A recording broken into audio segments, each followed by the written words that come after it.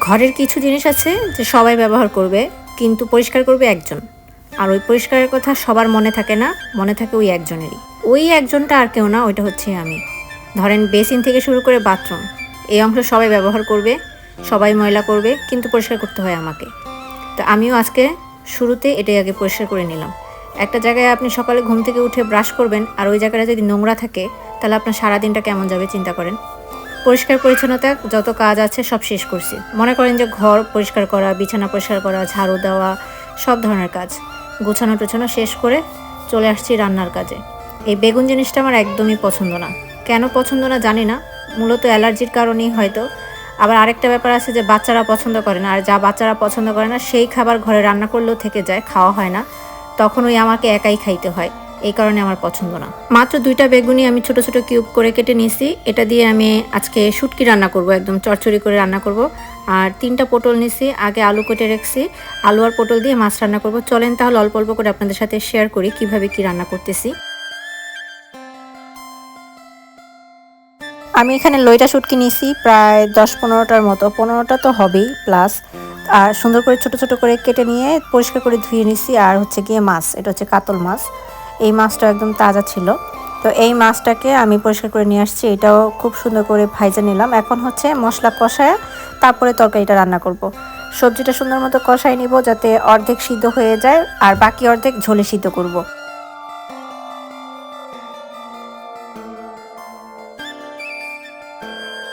আমি এখানে মাছের ঝোলও দিয়ে দিছি। সেই ফাঁকে দেখেন আজকের ওয়েদারটা আলহামদুলিল্লাহ অনেক সুন্দর, ঠান্ডা ঠান্ডা ওয়েদার, আমার কাছে ভীষণ ভালো লাগতেছে। তো এখন আমি মাছগুলোও দিয়ে দিলাম। চুলার তাপে রান্না করতে খুব একটা সময় লাগে না, হাতেও তাপ লাগে, কড়াইতেও তাপ লাগে, এই তাপেই রান্না হয়ে যায়। কিন্তু কষ্ট, খড়ি বারবার দিতে হয়, কালি হয়, এই আর কি।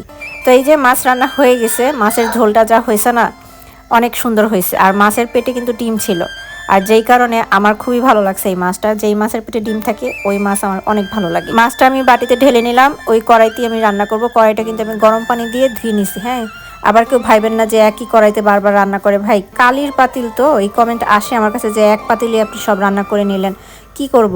আর কালির পাতিল ধুইতে কিন্তু সমস্যা, হাত কালি হয়ে যায়, নখ নষ্ট হয়ে যায়, অনেক ব্যাপার স্যাপার আছে। তো এই কারণে আমি একটাতেই সব কিছু করি, যাতে ধোয়ার হলে একটাই ধুবো, বারবার ধুয়ে নিব, কিন্তু একটাতেই করব, এইরকম আর কি। তো এখন আমি যে লইটা শুটকি যেটা নিয়েছিলাম সেটা রান্না করব। অনেক পরিমাণে রসুন আর পেঁয়াজ দিছি, দিয়ে বেশ ভালো মতো ভাজা ভাজা করে নিছি। এখন প্রচুর পরিমাণে মরিচ গুঁড়ো দিচ্ছি, যাতে ঝাল হয় খাইতে, ঝাল না হলে ভালো লাগে না শুটকি। তো এরপর হচ্ছে হলুদ গুঁড়া দিয়ে দিলাম, আর আদা রসুন বাটা, জিরা বাটা দেওয়া হয়েছে। এখন ভালো মতো মশলাটা কষাই নিব, ঢেকে কষাইতে দিব।